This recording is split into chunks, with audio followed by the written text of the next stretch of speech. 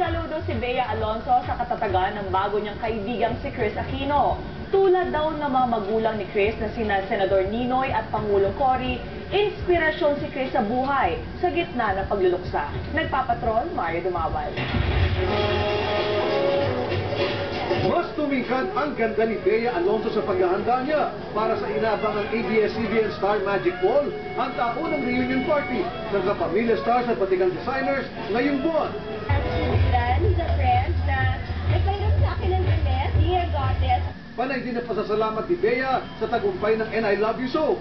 Malaking bagay din sa kanya ang suporta ni Chris Aquino na tinuturing ni Bea ngayon na isa sa mga paborito niyang kaibigan.